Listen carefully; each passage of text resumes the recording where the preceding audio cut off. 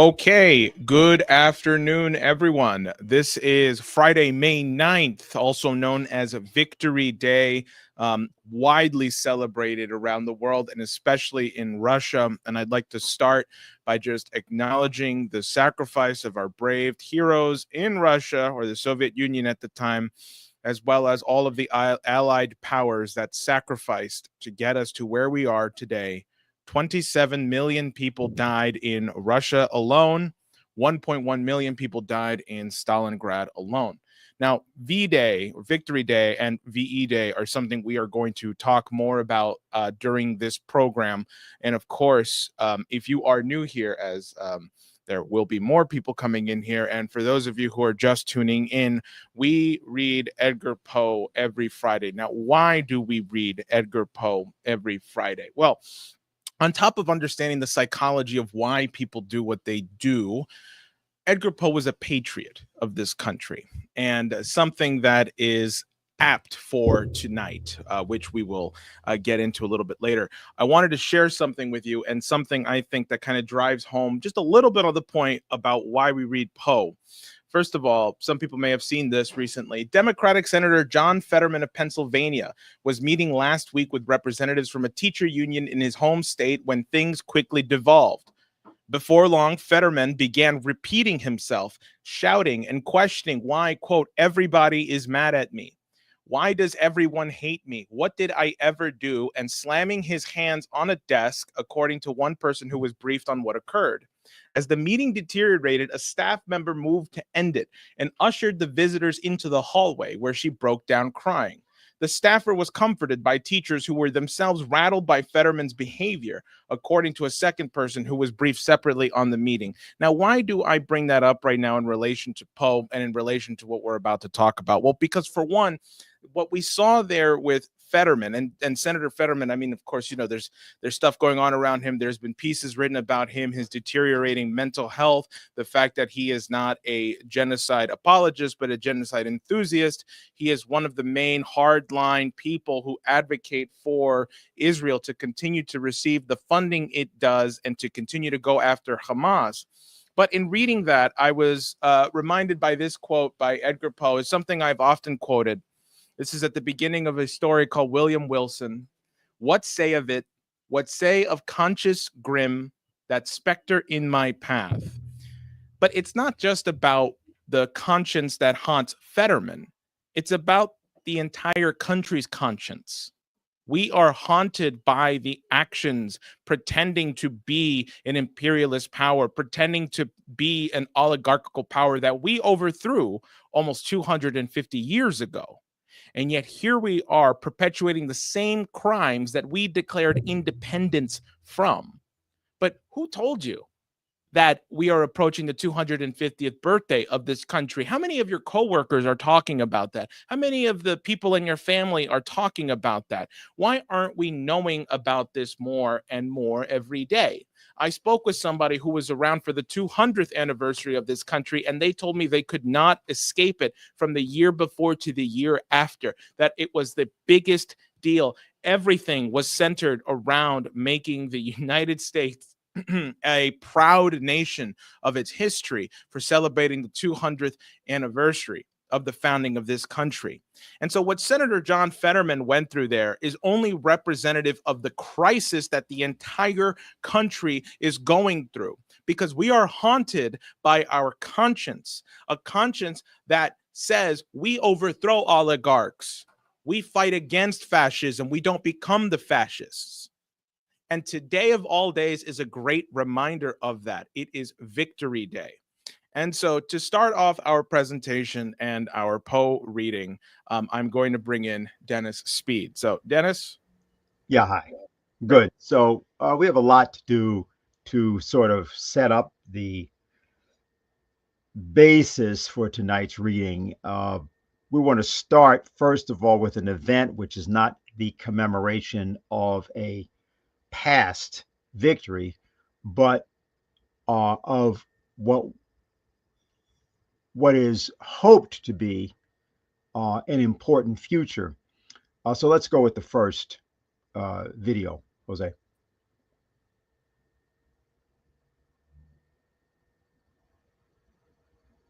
Right. 1 second.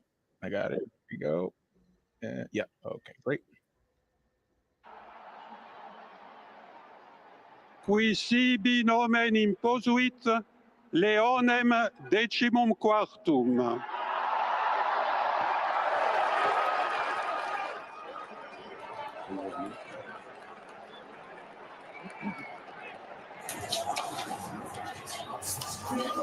This is stunning. It is an American, Monsignor. Again, a great surprise. An American, the prefect of the Congregation of Bishops, who born in Chicago, an Augustinian from a religious order, but moved to Peru as a missionary, and an amazing surprise for the church and the world. A moderate. Stunning moment, because of course it used to be said for 2 centuries that the idea of an American pope is unthinkable.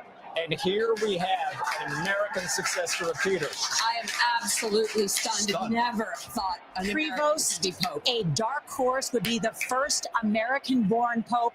And while he was born in Chicago, he was a missionary. He spent a lot of time in Peru. This will be a continuation. All right, now what's relevant here, and we didn't play the full video, but that's all right, is the people talking about how completely, utterly shocked they were that this event occurred. It doesn't matter whether you consider yourself to be religious or not. It doesn't matter whether you happen to be a member of the Catholic confession or not. It doesn't matter whether or not you're hopeful or cynical. This is an event which was not expected. And when people try to graft the premise that they did expect it, or to graft various explanations for what it means on to the event,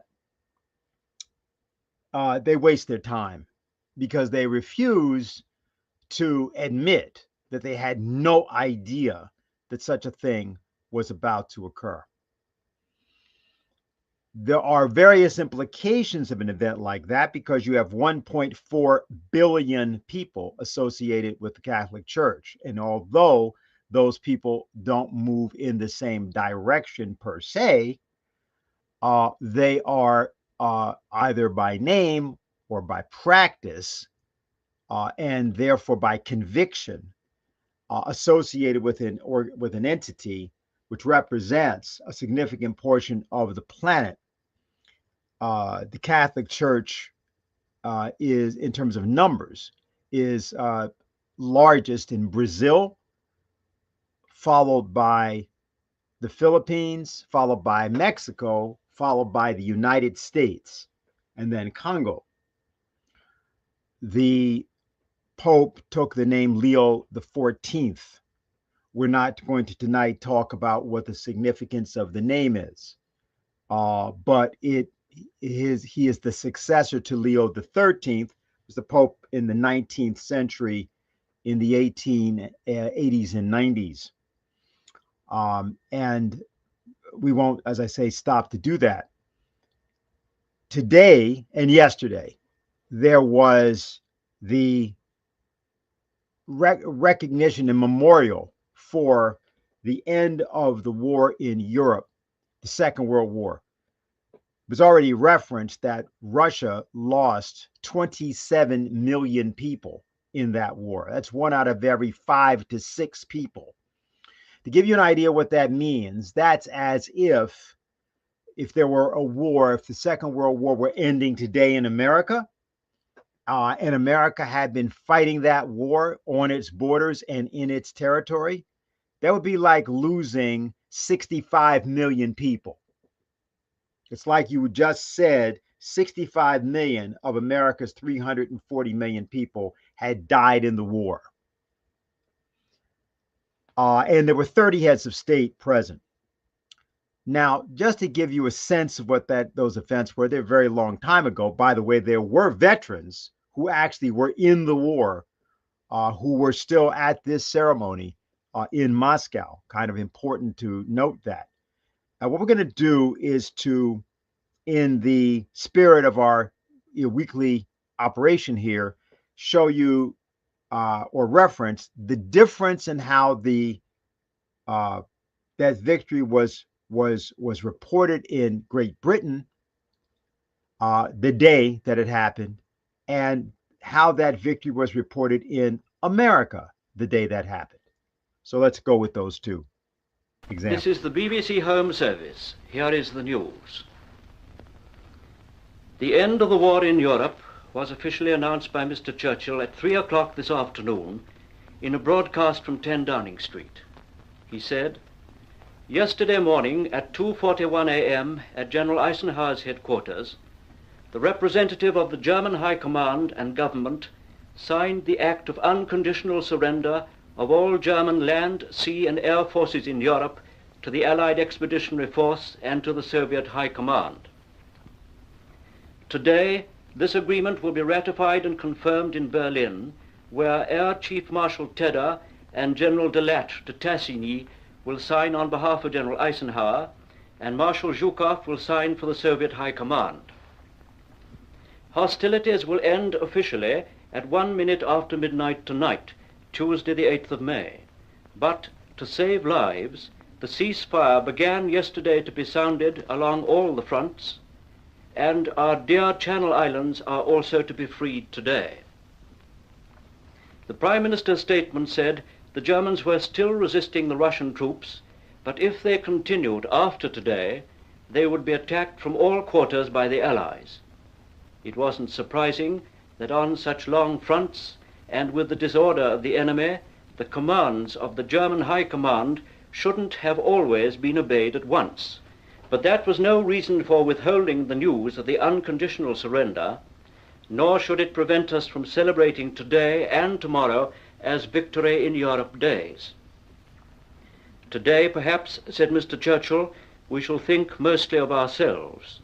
Tomorrow, we shall pay a particular tribute to our heroic Russian comrades, whose prowess in the field has been one of the grand contributions to the general victory. Prime Minister ended, "Our gratitude to all our splendid allies goes out from our hearts in this island and the British Empire.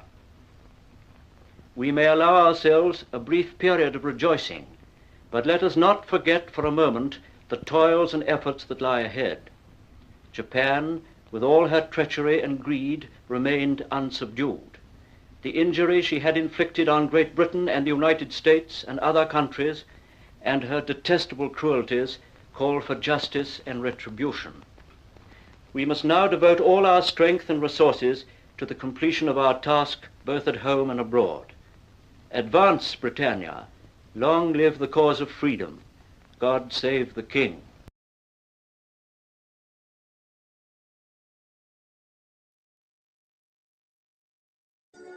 For the next hour, the Columbia Broadcasting System presents On a Note of Triumph, a special broadcast written and produced by Norman Corwin for this day of victory.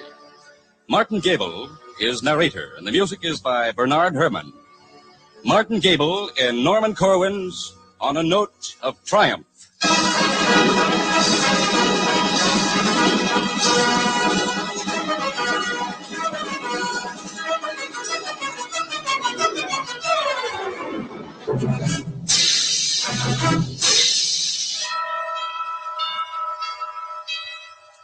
Is victory a sweet dish, or isn't it? And how do you think those lights look in Europe after 5 years of blackout going on to 6? Rather pretty good. Pretty good, sister. The kids of Poland will soon know what an orange tastes like. And the smell of honest-to-God bread, freshly made and sawdust-free, will create a stir in the streets of Athens. There's a hot time in the old town of Dnepropetrovsk tonight, and it is reasonable to assume the same goes for 1,000 other cities, including some Scandinavian. It can at last be said without jinxing the campaign, somehow the decadent democracies, the bungling Bolsheviks, the saps and softies were tougher in the end than the brown shirt bully boys, and smarter too. For without whipping a priest, burning a book, or slugging a Jew, without corralling a girl in a brothel or bleeding a child for plasma, far-flung, ordinary men, unspectacular but free, rousing out of their habits in their homes, got up early one morning, flexed their muscles, learned as amateurs the manual of arms, and set out across perilous plains and oceans to whop the bejeepers out of the professionals. This they did.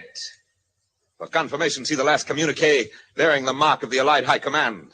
Clip it out of the morning paper and hand it over to your children for safekeeping. We're gonna tell the postman next time he comes around that Mr. Hitler's new address is the Berlin burying ground.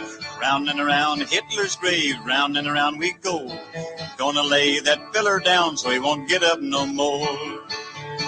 Hitler went to the Russian front where every bullet missed him. He caught a dose of Stalingrad that spread all through his system.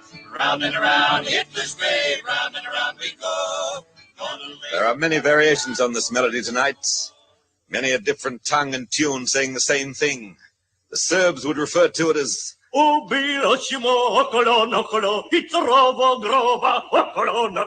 the Danes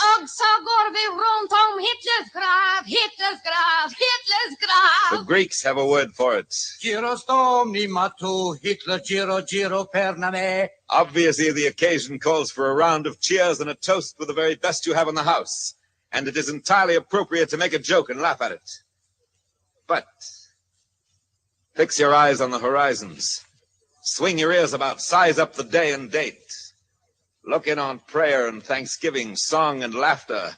Dated planet Earth, May 8th, 1945. You, mother, in St. Louis on the Mississippi, whose firstborn is a visitor in Magdeburg on the Elbe. Thank God I'll get my boy back instead of a telegram. You patient wife of Bridgeport, whose husband sat it out inside a Nazi prison. Now we'll be home for longer than a furlough. Now we can see our daughter for the first time. She's 2 years old. Strange to think they've never met. You minister and congregation in a wooden church, having come in from your farms through the nippy night air of New Hampshire.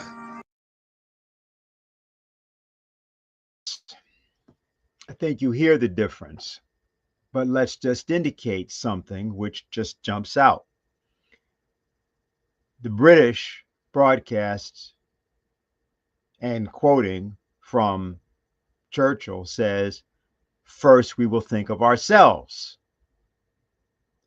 The American broadcast talks about a hot time in the old town of Dnepropetrovsk in Ukraine.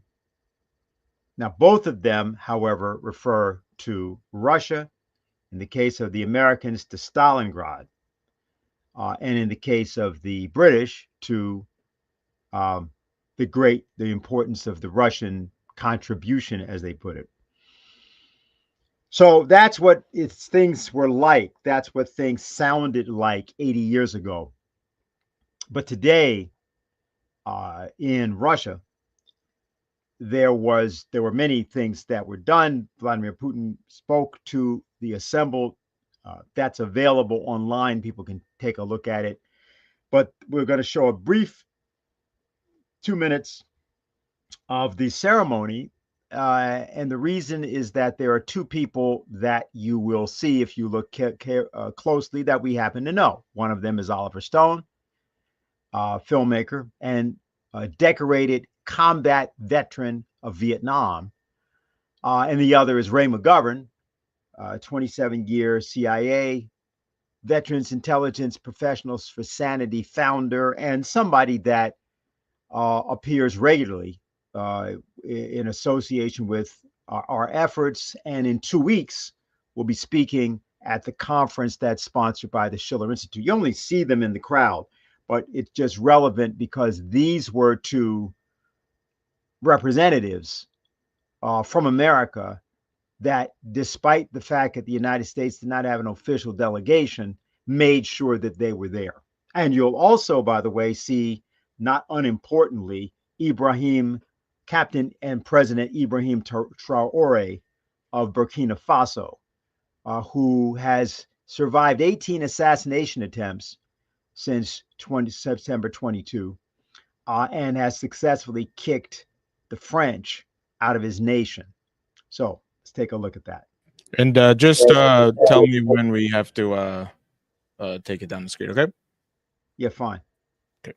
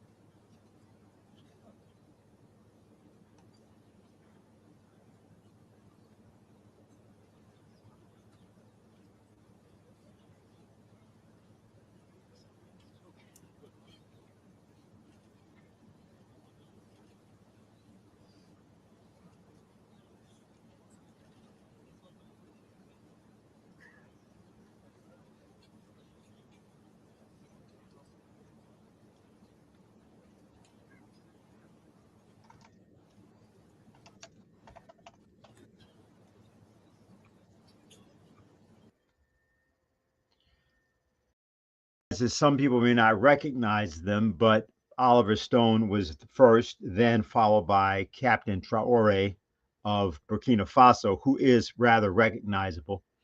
And then we had Ray McGovern, who was there.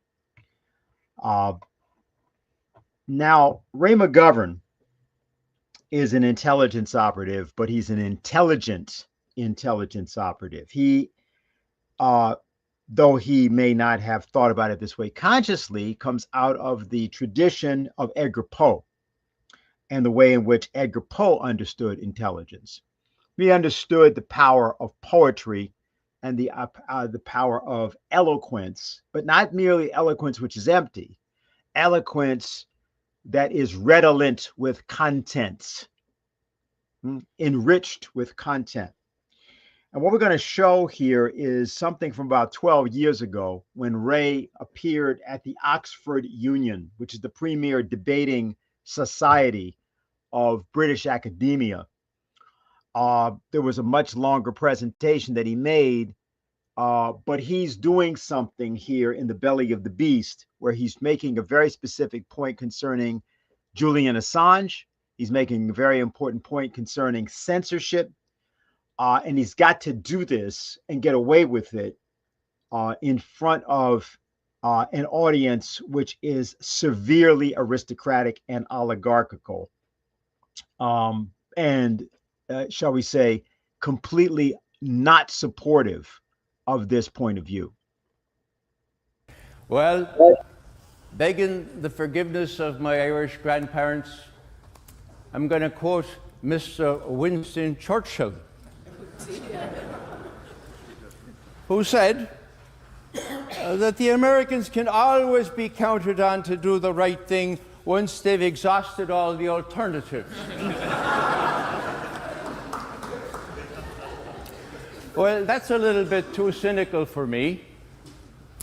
I like what my esteemed colleague served up in terms of cycle by cycle, and I would like to quote some of the early Russian revolutionaries of the early 20th century who said, and I understand there are some folks here that would be able to understand this Russian, "Revoluция проходит zigzagami."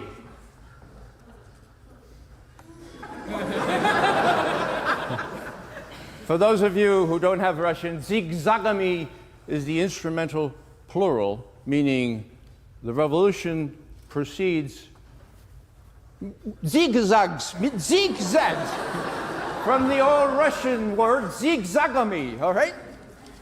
And that's important, you know, because there have been zigs and there have been more zags lately. But if you take the long view, not only revolutions, but movements and dreams proceed zigzagami.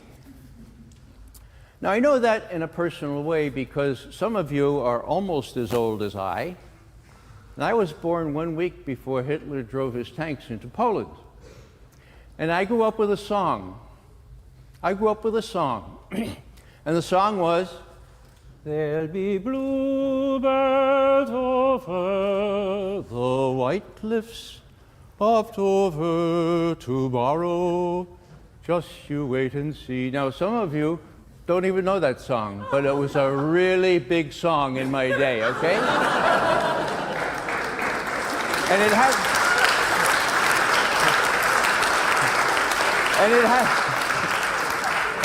had to do with zags, okay? Because that was a big zag.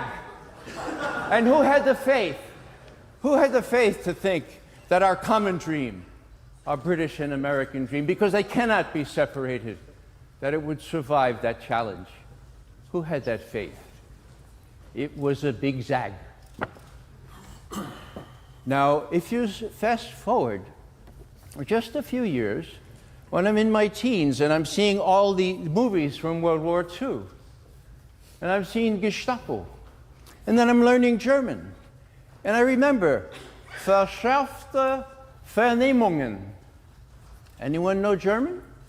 What does that translate to? Verschärfte Vernehmung. Enhanced interrogation, folks. It's a direct translation from the Gestapo manual. Enhanced interrogation techniques, verschärfte Unternehmungen. There's another zag for you. There's a real zag. Now, why is it that Americans don't know that these are zags and not zigs and that there is hope? The reason is because in my experience in Washington, and it's coming up on 50 years now, there's one change among the many changes one sees in half a century. There's one change that dwarfs all the others in significance, and that is that we no longer have, in any real sense, a free media, and that is big, folks. That is big, and it's not terribly different in this country so far as I can see. So what's the antidote? Where's the zig about the media? Well, our Thomas Jefferson, he said that the populace has to be enlightened, because that's the only way that tyranny and oppression will vanish like evil spirits in the dawn. Now, where is the hope there? Where is the zig there? Well, the fourth estate, bragged about by your statesman in Parliament, saying the fourth estate in the press gallery is more important than we three estates in Parliament. Edmund Burke was his name.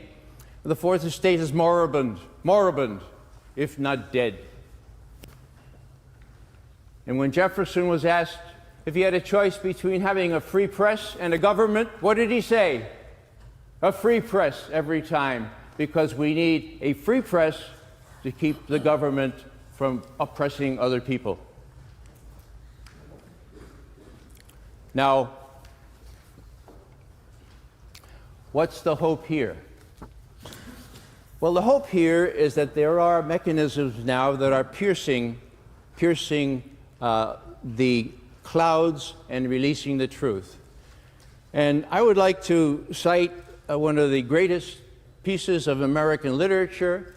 It's having its 50-year anniversary this year. It's the letter from the Birmingham City Jail written by Dr. King. And he said, like a boil that cannot be cured as long as it's covered up, but must be opened with all its pus-flowing ugliness to the natural medicines of air and light, so injustice must be disclosed with all the friction that its disclosure creates. The light of human conscience and the air of national opinion before it can be cured. And that is the way that poetry is wielded as a weapon of intelligence. Why? Well, because it's the culture that surrounds the thinking of people that determines the impact of any so-called cultural intelligence operation upon them. It's not what you think, it's how you think. All significant intelligence is shaped by the study of how to think about thinking. It has nothing to do with information except as a secondary fact. So when you are told that information is power, information is not power. Information cannot be power. Epistemology is power. Epistemology is power. What's that?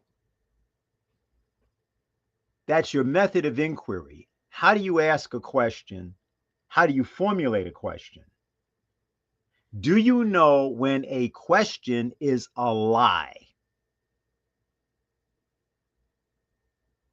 Do you know when a question is a lie? So let's give an example of something, a Poe's method. It's something that just recently happened in the last couple of days involving, as you know, there's been this war, which could become even a nuclear war between India and Pakistan, referencing a particular terrorist incident which occurred, which was blamed by India on Pakistan. Pakistan is claiming that it had nothing to do with the incident as directly, though the people that perpetrated it may have come from their nation. So the Pakistani defense minister was speaking. His name is Khawaja Asif. And as you see there, I'll just read it. Asked if he was admitting Pakistan's role in supporting and funding the terror attack. The Pakistani defense minister said no, but added, "We have been doing this dirty work for about 3 decades for the West, including Britain. That was a mistake." So that's kind of like ringing the doorbell because you're selling Girl Scout cookies. And what happens is somebody starts shooting from inside. Hopefully you ducked. And what happens is that the police get called. And when they go inside, they find 4 dead bodies in the basement. In other words, you could have just opened the door, or you could just have answered the question. But he decides to say more. What else did he say? He says, in an interview given to Russia Today television, jihad was created by the West. He's talking here about the Afghanistan War of 1979. The introduction of jihad, which was invented by the West, changed the country's ethos, Pakistan's ethos, and led to its current issues. The whole ethos of the society was changed to support the jihad. There's more that he had to say, and this was also actually from the same interview, but it was quoted by an organization called Middle East Media and Research Institute. And so he said, "It is very convenient for big powers to blame Pakistan for whatever is happening in this region. When we were fighting the war on their side, way back in the 80s against the Soviet Union," that's the war in Afghanistan, "all these terrorists of today were whining and dining in Washington. And then came the 9/11 attacks. Again, the same situation was repeating. I think our governments then made a mistake," meaning aiding the U.S. Continually. And then asked if he was admitting Pakistan's role, he said, "No, we have been doing this dirty work for about 3 decades for the West, including Britain, and that was a mistake." But of course, actually, he's talking about a period that goes back almost 50 years to 1979. And this is a case of, if you will, the purloined question. Why is that relevant to you? And why should we say anything about that? Well, you may remember something called the World Trade Center bombings. You may remember that these are blamed often on the Saudis, or they're blamed on various other people. Well, this individual is indicating that the terrorist capabilities that we have been much preoccupied with, at least citing to people, may not come from where we think they come from. They may come from not Southwest Asia, but may come from Washington, D.C. and the city of London. How will we ever prove that? How could we ever tell that? One last thing. Representative Marjorie Taylor Greene, whatever you happen to think of her, posted the following on X today. "All the narratives are wearing off. Vietnam was a pointless war and we lost." That ended in 1975, by the way, 50 years ago on April 30th of this year, 9 days ago. There were no weapons of mass destruction in Iraq. Afghanistan was a waste. We gained nothing from any of those wars. And she goes on and talks about Saudi Arabia having nuclear weapons, and the 19 terrorists from 9/11 were all Saudis. Did we go to war with them? No. Talked about North Korea. She says, big bad Russia has nuclear weapons. We were told Putin was going to sweep across Europe just like Hitler, and that hasn't happened yet either. And he couldn't take Ukraine in 3 years. We've been told Iran is on the verge of having nuclear weapons at any moment for as long as I can remember.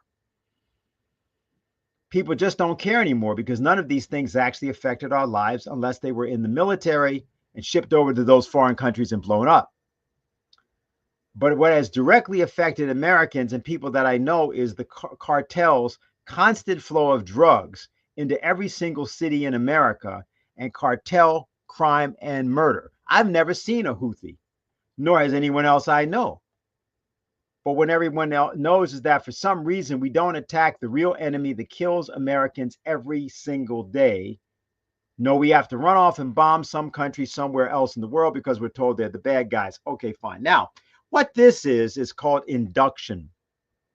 This is a statement of the obvious, though it's stated with a certain amount of passion. And that's very useful in its own way. But it's way, way, way more useful to be able to say who is doing these things and why they're done and what the culture is that produces these things. The answer to her question is that the reason that nobody ever talks about who does this is because you would be talking about the City of London, the banking establishment of the City of London, and you would be talking about the bankers' establishment, which is the Central Intelligence Agency. That's what it was made up of at its inception. It's bankers. It's people who were bankers. The Dulles brothers, for example, John Dulles and John Foster Dulles and Allen Dulles. So that's why. There's no great mystery about this. It's Wall Street. That's why you're not going to say it. Say, we're never talking about the real people. Yeah, well, that's why you aren't. Because you actually know exactly who they are. And that's why you're not talking about them. It's your friends. It's your allies. That's who it is. It's not China. It's not Russia. It's exactly the people that you know are doing it. So, there are no mysteries. There is only blindness, it is said in Oedipus Rex. And what we're going to do now is turn to the story of the evening, the imp of the perverse, because Poe decides that he wants to describe this phenomenon and to just say a couple of words about what he's saying here about phrenology. Some people have never heard of phrenology. This was the idea that you could tell people's whether people are criminally inclined or whether they had high intelligence by the bumps on their head and the shape of their skull. That's right. That's right, Dennis. Somebody once told me that, I think I was in the 4th grade, that Hispanics have what's called an occipital bun in the back of their head, which I do. And that is an indicator that we're better off as laborers or something, because a certain cavemen came with the occipital bun and they were the ones who could do all the field work. So that I should look into a career in third grade, that I should look into a career in something, field work, gardening, something. So anyway. Okay, well, that's very useful because that helps to abbreviate so we can get right to the story. You're going to see a name in the story, Spurzheim, and this is a guy who is a student. The person that started phrenology is named Franz Joseph Gall, Gall, and then his student was named Spurzheim. So that name is used by Poe in the story. But we're going to get right to it now, and let's get ourselves a few readers lined up, Jose. Okay. I'll start, and then you pick it up, and then let's go to a few other people. This is all single voice narration, generally, I believe. All right, the imp of the perverse. And remember, what we're looking at here is the issue of why and how thought works, not what is thought. In the consideration of the faculties and impulses of the prima mobilia, or the first causes of the human soul, the phrenologists have failed to make room for a propensity which, although obviously existing as a radical, primitive, irreducible sentiment, has been equally overlooked by the moralists who have preceded them. In the pure arrogance of reason, we have all overlooked it. We have suffered its existence to escape our senses solely through one of belief, of faith, whether it be faith in revelation or faith in the inner teachings of the Spirit. Its idea has not occurred to us simply because of its seeming supererogation, in other words, superfluousness. We saw no need for the propensity in question. We could not perceive its necessity. We could not understand, that is to say, we could not have understood that the notion of this first cause ever obtruded itself, in what manner it might be made to further the objects of humanity, either temporal or eternal. It cannot be denied that all metaphysicianism has been concocted a priori, before the fact. And then he explains what he means. The intellectual or logical man, rather than the understanding or observant man, set himself to imagine designs, to dictate purposes to God. Having thus fathomed to his satisfaction the intentions of Jehovah, out of these intentions he reared his innumerable systems of mind. In the matter of phrenology, for example, we first determined, naturally enough, that it was the design of deity that man should eat. We then assigned to man an organ of alimentiveness, and this organ is the scourge by which deity compels man to his food. Again, having settled it to be God's will that man should continue his species, we discovered an organ of amativeness forthwith. And so with combativeness, with ideality, with causality, with constructiveness, so in short, with every organ, whether representing a propensity, a moral sentiment, or a faculty of the pure intellect. Let me just say that they talked about the brain as having 26 to 42 organs. Okay, it was all the same brain, but that they talked about as being different organs.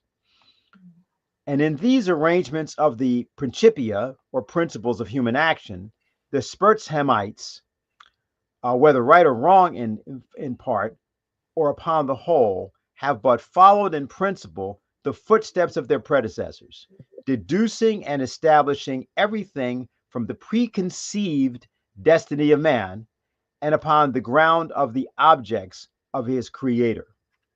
I'll do one last paragraph. It would be safer, if classify we must, to classify upon the basis of what man usually or occasionally did, and was always occasionally doing, rather than upon the basis of what we took it for granted that the deity intended him to do. If we cannot comprehend God in his visible works, how then in his inconceivable thoughts that call the works into being? If we cannot understand him in his objective creatures, how then in his substantive moods and phases of creation? Oh, yeah. Induction a posteriori. Is that the same thing as before? After the fact. After the fact. Okay. Would have brought phrenology to admit as an innate and primitive principle of human action, a paradoxical something which, for want of a better term, we may call perverseness. In the sense I intend, it is, in fact, a mobile without motive, a motive not motiviert. Yeah, not motivated. Okay. Oh, okay. Through its promptings, we act without comprehensible object. Or if this shall be understood as a contradiction in terms, we may so far modify the proposition as to say that through its promptings, we act for the reason that we should not. In theory, no reason can be more unreasonable, but in reality, there is none so strong. With certain minds, under certain circumstances, it becomes absolutely irresistible. I am not more sure that I breathe than the conviction of the wrong or impolicy of an action is often the one unconquerable force which impels us, and alone impels us, to its prosecution. Nor will this overwhelming tendency to do wrong for the wrong's sake admit of analysis or resolution into ulterior elements. It is a radical, a primitive impulse, elementary. It will be said, I am aware, that when we persist in acts because we feel we should not persist in them, our conduct is but a modification of that which ordinarily springs from the combativeness of phrenology. But a glance will show the fallacy of this idea. The phrenological combativeness has for its essence the necessity of self-defense. It is our safeguard against injury.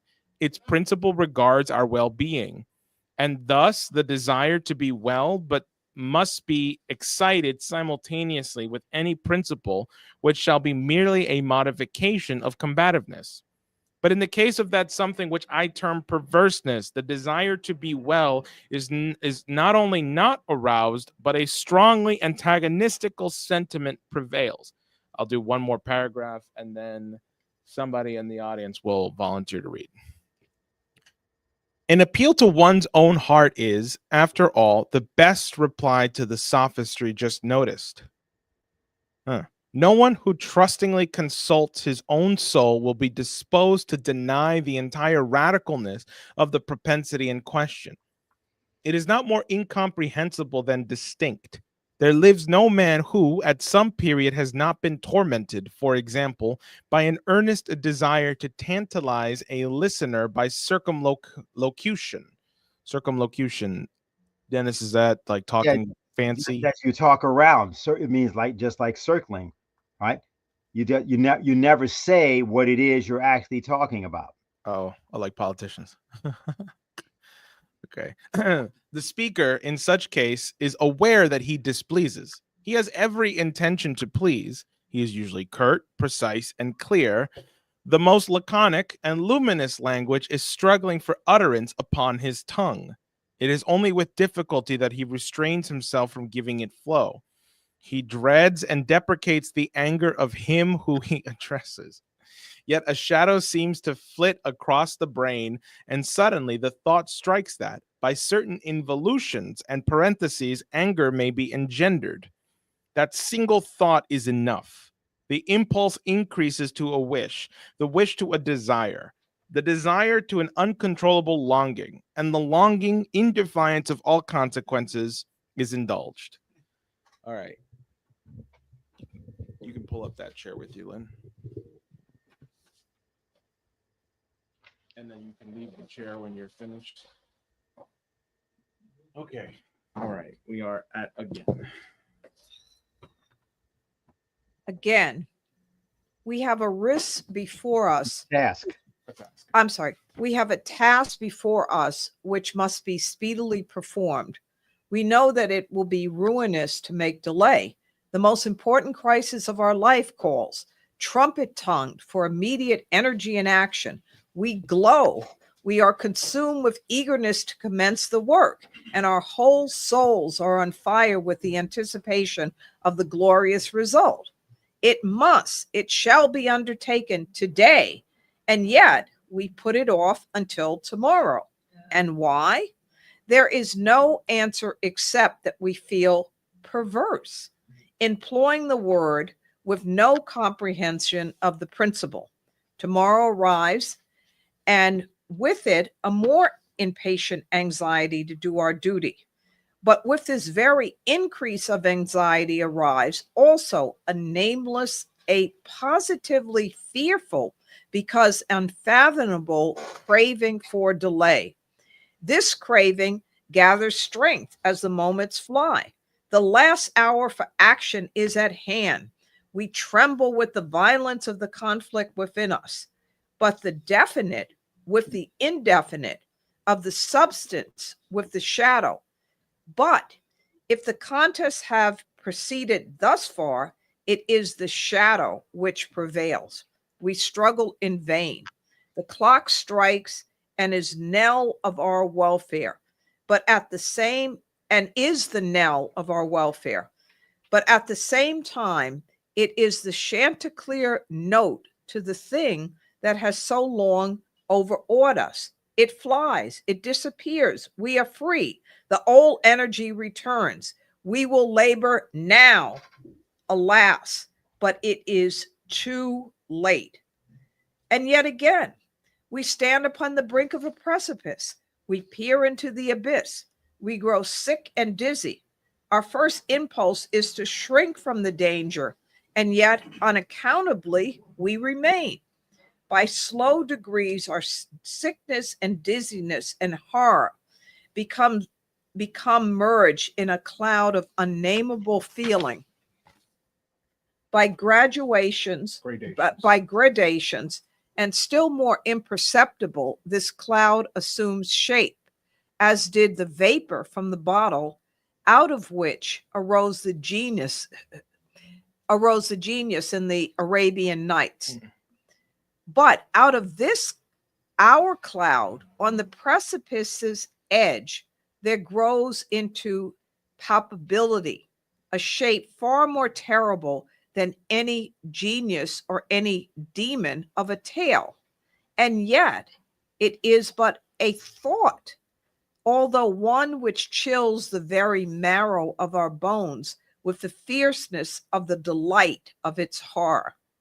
It is merely the idea of what would be our sensations during the sweeping precipitancy of a fall from such a height.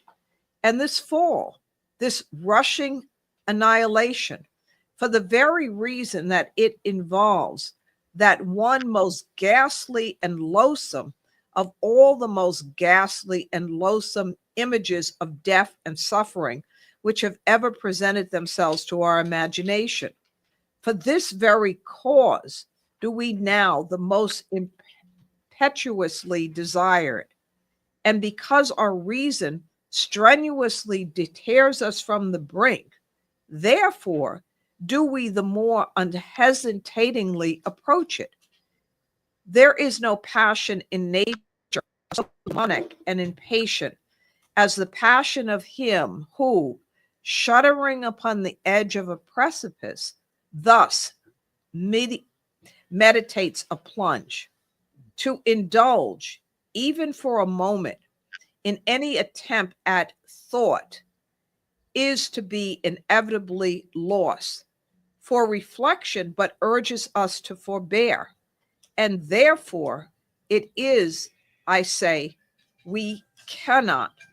If there be no friendly arm to check us, or if we fail in a sudden effort to throw ourselves backward from the danger, and so out of sight, we plunge and are destroyed. Examine these and similar actions as we will, we shall find them resulting solely from the spirit of the perverse. We perpetrate them merely because we feel that we should not. Beyond or behind this, there is no principle that men in their fleshly nature can understand.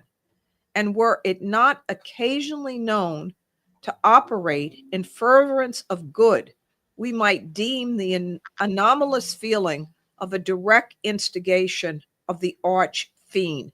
I'll read one more and then you should get someone ready. No, actually, no, get somebody else now because it's Okay. a change in character. Oh, okay. Where's Kynan?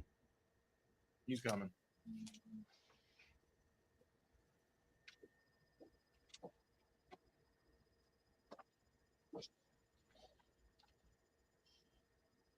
I have premised thus much that I may be able, in some degree, to give an intelligible answer to your queries, that I may explain to you why I am here, that I may assign something like a reason for my wearing these fetters and for tenanting the cell of the condemned.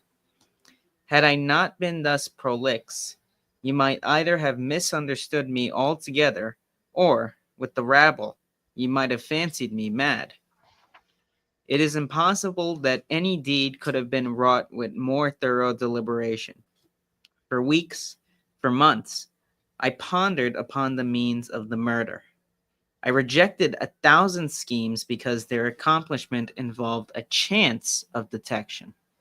At length, in reading some French memoirs, I found an account of a nearly fatal illness that occurred to Madame Pilau through the agency of a candle accidentally poisoned. The idea struck my fancy at once. I knew my victim's habit of reading in bed. I knew, too, that his apartment was narrow and ill ventilated. But I need not vex you with impertinent details. I need not describe the easy artifices by which I substituted, in his candle stand, a wax light of my own making for the one which I there found. The next morning he was dead in his bed, and the verdict was death by the visitation of God. Having inherited his estate, all went merrily with me for years. The idea of detection never obtruded itself. Of the remains of the fatal taper I had myself carefully disposed, nor had I left the shadow of a clue by which it would be possible to convict or even to suspect me of the crime. It is inconceivable how rich a sentiment of satisfaction arose in my bosom as I reflected upon my absolute security. For a very long period of time I reveled in this sentiment. It afforded me, I believe, more real delight than all the mere worldly advantages accruing from my sin. There arrived at length an epoch, after which this pleasurable feeling took to itself a new tone, and grew, by scarcely perceptible gradations, into a haunting and harassing thought, a thought that harassed because it haunted. I could scarcely get rid of it for an instant. It is quite a common thing to be thus annoyed by the ringing in our ears, or memories, of the burden of an ordinary song, or some unimpressive snatches from an opera. Nor will we be the less tormented though the song in itself be good, or the opera air meritorious. In this manner, at last, I would perpetually find myself pondering upon my impunity and security, and very frequently would catch myself repeating, in a low undertone, the phrases, "I am safe, I am safe." One day, while sauntering listlessly about the streets, I arrested myself in the act of murmuring, half aloud, these customary syllables. In a fit of petulance at my indiscretion, I remodeled them thus: I am safe. I am safe. Yes, if I do not prove fool enough to make open confession. No sooner had I uttered these words than I felt an icy chill creep to my heart. I had had, long ago during childhood, some experience in those fits of perversity whose nature I have been at so much trouble in explaining, and I remembered that in no instance had I successfully resisted their attacks. And now my own casual self-suggestion that I might possibly prove fool enough to make open confession confronted me, as if the very ghost of him I had murdered, and beckoned me on to death. At first, I made a strong effort to shake off this nightmare of the soul. I whistled, I laughed aloud, I walked vigorously, faster and still faster. At length I saw, or fancied that I saw, a vast and formless shadow that seemed to dog my footsteps, approaching me from behind, with a cat-like and stealthy pace. It was then that I ran. I felt the wild desire to shriek aloud. Every succeeding wave of thought overwhelmed me with new terror. For alas, I understood too well that to think, in my condition, was to be undone. I still quickened my steps. I bounded like a madman through the crowded thoroughfares. But now the populace took alarm and pursued. Then I felt the consummation of my fate. Could I have torn out my tongue, I would have done it. But a rough voice from some member of the crowd now resounded in my ears, and a rougher grasp seized me by the arm. I turned. I gasped for breath. For a moment I experienced all the pangs of suffocation. I became blind, and deaf and giddy, and at this instant it was no mortal hand, I knew, that struck me violently with a broad and massive palm upon the back. At that blow, the long imprisoned secret burst forth from my soul.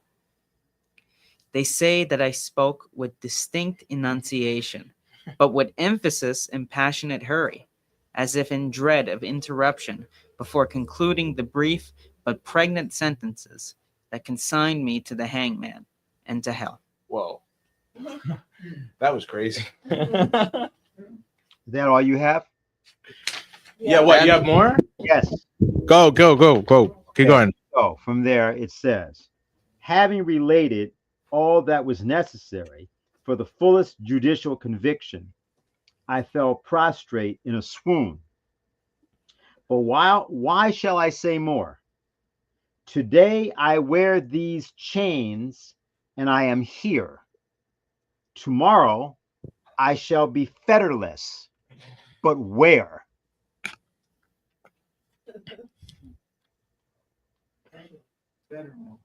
Without change, without feathers. Yeah.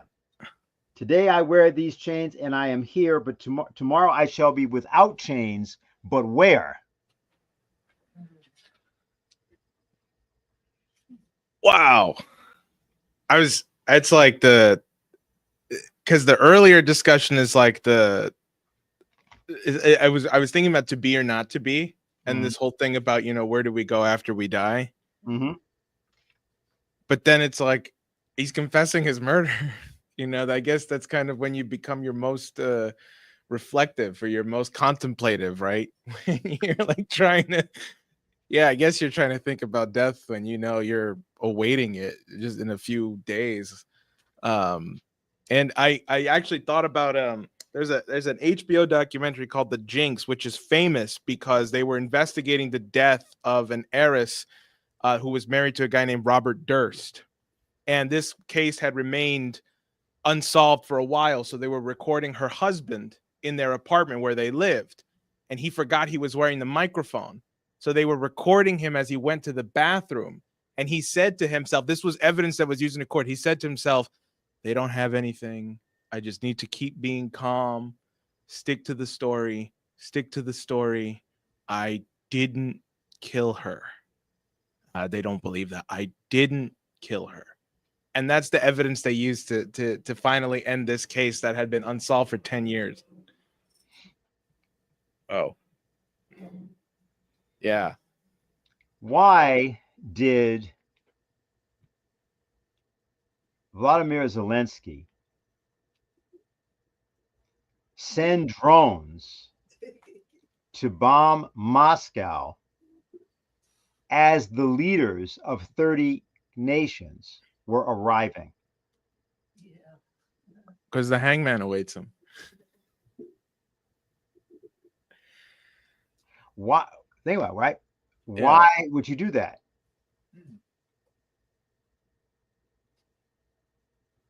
Yeah, it's the imp of the perverse, because it can't possibly help him. I mean, anybody who's rational knows that wouldn't help them. I mean, just think about it in any way you want to try to parse that. What does that do? Does that prove that Ukraine is strong? No. Right? We had a comment in the back after. Sorry, there was music playing. We had a comment in the back that said that it would get himself killed. Is that what you said? Oh, yeah. Doing an action like that, potentially killing a leader, would end up with Zelensky dying. Well, it's like right. Yeah. Right. So obviously it's not done. Well, and remember, this is the head of a country, right? So how would that affect his country? See, so anyway, you just try to spin that any way you want. Yeah. How about Lithuania saying to various leaders in Europe, you can't fly over our space to go to the celebration on May 9th? I mean, it's a country of how many people are in that country? 2 million?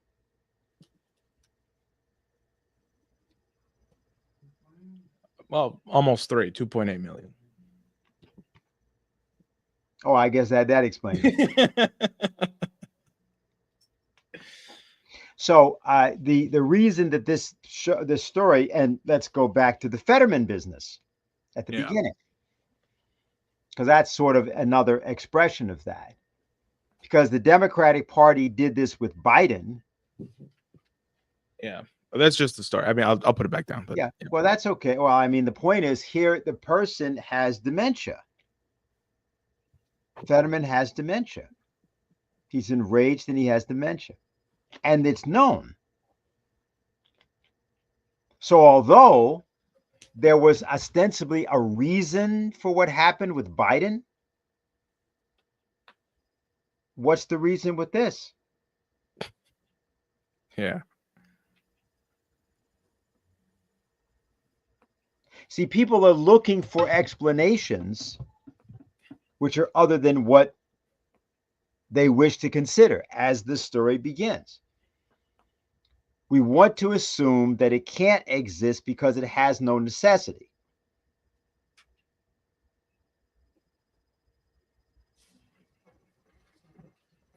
But free choice of the will has this peculiar area. Animals don't have free choice of the will. So if an animal is being violent, for example, like a cat killing a mouse, they play with the mouse, that's true, but it's part of hunting. Now, human beings, it's very different. So, for example, what happened in the concentration camps 80 years ago was not necessary, but it happened. People did it. Because in one sense, right, particularly for oligarchical people or oligarchical power, what's the power, the great power of an oligarch is to make you do what you don't want to do.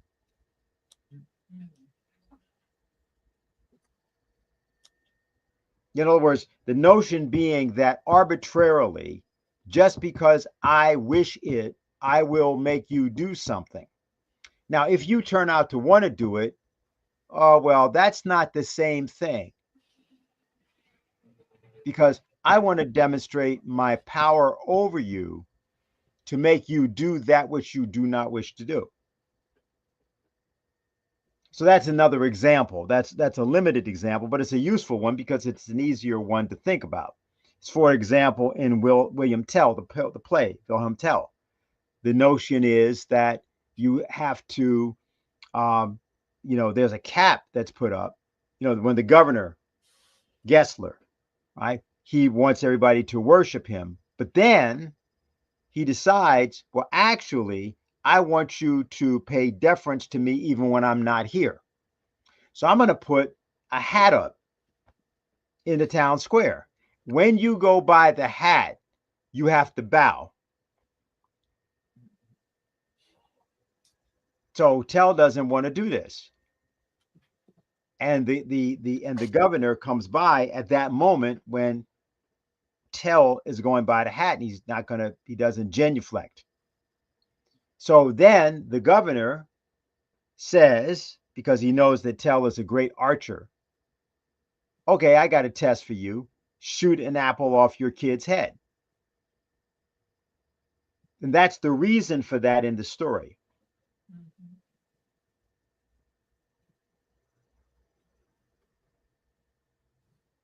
So the issue of this story is a bit different and pose attack concerning the issue of the phrenologists as well. And it deserves, of course, a reread. There's a lot of things in it. But I thought that the reason it should be inserted here, given everything else going on in the world that we started with, why would we not see a celebration since all over the world? If you go and you look at video of this, there were 250,000 people that came out to Times Square on May 8th of 1945. I don't know, but I don't think anybody was in Times Square today commemorating that. I don't even think it was referenced. Why would people not do that? Even if they merely wanted to pay tribute to the people that were there 80 years ago. You couldn't even lay a wreath. You couldn't even go to, let's say, Grand Central Station and just have some sort of an assembly, maybe a couple of songs. Whether you don't even have to reference Russia. Why aren't you doing that for here? And I bring that up because why would you have a United States which ostensibly played and says it was the decisive power in the Second World War? Russia says it was, and apparently it was. But why would they not have an official delegation? Why would Trump not have gone? There are reasons that one can give, but really. So this imp of the perverse is telling us something more fundamental about ourselves than it may appear to be saying. And it tells us a lot about the present politics. I think it's important to refer to what Ray McGovern did in Oxford, because you can't get more perverted than Oxford.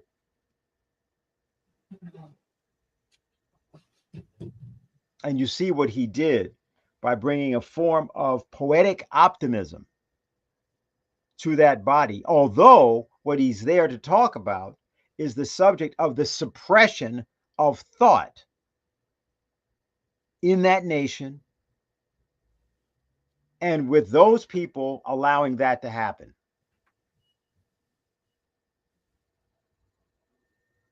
So there are different methods that you can take, and poetry and impassioned conceptions reflecting man and nature expressed in a musical way. That's superior. That's real politics. And that's what people like Dr. King and others understood. Okay, so I know you guys have things to do, and I've got to do things. So I think we probably should bring this part to a close. Yeah, I would recommend everybody who's on the internet right now, if you enjoyed what you watched, votevega.nyc, continue to support our campaign so we can bring you these every week. In about 14 minutes from now, there's going to be a discussion with Diane Sayre and who is it? It's Jerry Rose, right? And they're going to be talking about World War II, Victory Day, Stalin. So it's definitely recommend tuning into that. That'll be on the TLO, the LaRouche Organization, Rumble, and YouTube channel. But with that, I just want to re-emphasize again, a happy Victory Day to all who love humanity. And with that, we are out.